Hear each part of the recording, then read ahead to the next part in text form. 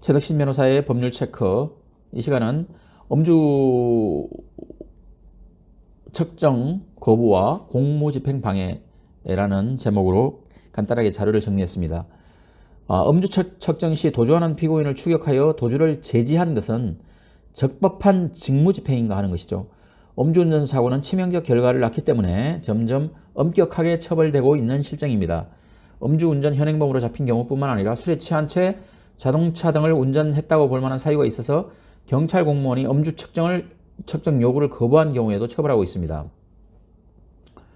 즉 도로교통법 44조 2항은 경찰 공무원은 교통의 안전과 위험 방지를 위하여 필요하다고 인정하거나 술에 취한 상태에서 자동차 등을 운전하였다고 인정할 만한 상당한 이유가 있는 때는 운전자가 술에 취하였는지 여부를 호흡 조사에 의하여 측정할 수 있고, 이 경우 운전자는 경찰 공무원의 측정에 응하여야 한다고 규정합니다. 그런데 최근에 경찰의 엄주운전 측정을 거부하고 경찰에게 폭력을 행사한 피고인에게 공무집행방해죄가 성립하는지 여부가 문제된 사건이 있었습니다.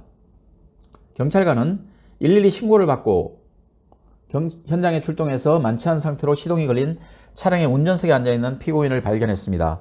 경찰관들은 피고인에게 엄주 측정을 위해 차량의 시동을 끄고 내리라고 요구했지만 피고인은 운전을 하지 않았다고 하면서 하차하지 않았습니다.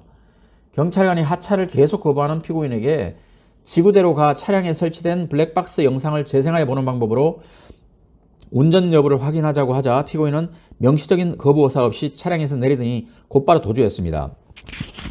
그러자 경찰관이 피고인을 10m 정도 추격해서 피고인의 앞을 가로막자 피고인은 이 경찰관의 뺨을 때렸고 계속해서 도주하고 폭행하려고 하자 경찰관이 피고인을 공무집행방해죄 현행범으로 체포하였습니다. 그러나 피고인은 경찰의 임의동행 요구를 명시적으로 거부했음에도 강제 연행하려는 경찰에 저항한 것은 정당 방위 또는 정당 행위에 해당한다고 주장했습니다.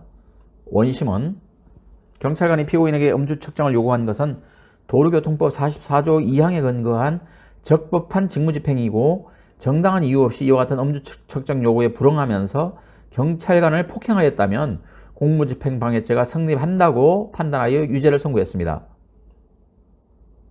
대법원도 같은 입장으로 경찰은 도로교통법 44조 2항이 정한 엄주 측정에 관한 직무에 착수하였다고 할 것이고 피고인이 차량 블랙박스 확인을 위한 임의동행 여부를 거부하고 차량에서 내리자마자 도주한 것을 임의동행 요구에 대한 거부로 보더라도 경찰관이 엄주 측정에 관한 직무를 계속하기 위하여 피고인을 추격하여 도주를 제지한 것은 앞서 본 바와 같이 도로교통법상 엄주 측정에 관한 일련의 직무집행 과정에서 이루어진 행위로서 정당한 직무집행에 해당한다라고 판시하여 유죄를 선고하였습니다.